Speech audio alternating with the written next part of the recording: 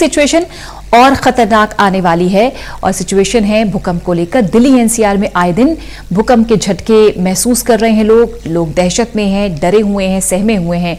और भूकंप वैज्ञानिक भी ये चेता रहे हैं कि यह हल्के दिल्ली में एक बड़े भूकंप का संकेत है। कोरोना के खौफ के बीच जीते दिल्ली वालों के लिए अब आए दिन आने वाले भूकंप के झटके बेहद परेशान करने वाले हैं। और हाल ही में अब लॉकडाउन के बीच छठी बार दिल्ली की धरती हिली तो यहाँ के लोग काफी डर गए। छठी बार आए इस भूकंप का केंद्र गौतम बुद्ध नगर जिले में नोएडा के 19 किलोमीटर दक्षिण पूर्व में था। उसकी तीव्रता 3 थी।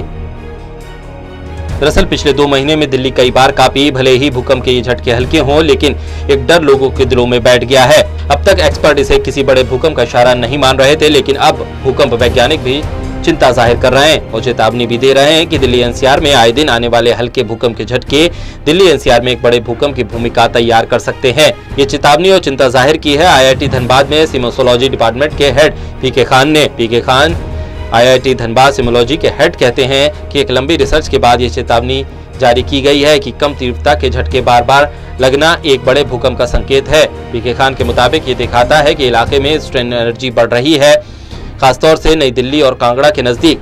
खान अपने दावे में ये भी कहते हैं कि एनसीआर और उत्तरकाशी की दूरी सिर्फ 260 किलोमीटर है, जबकि कांगड़ा 370 किलोमीटर है और दोनों इलाके खतरनाक हैं। इसलिए इस फॉल्ट लाइन पर एक बड़ा भूकंप एनसीआर को प्रभावित करेगा। कांगड़ा के नजदीक स्थित चंबा में साल 1945 में 6.3 तीव्रता का भूकंप आया था।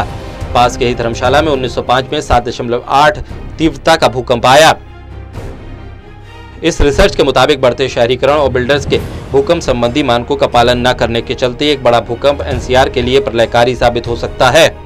फिलहाल तो किसी बड़े भूकंप का सामना करने के लिए राजधानी बिल्कुल तैयार नहीं, क्योंकि दिल्ली की कई तंग गलियां और इलाके हैं और जब जितनी भी हाई राइजेस बिल्डिंग बन रही हैं वो भूकंप रेजिस्टेंस भी नहीं है, जो भविष्य में बड़ा खतरा बन सकती हैं।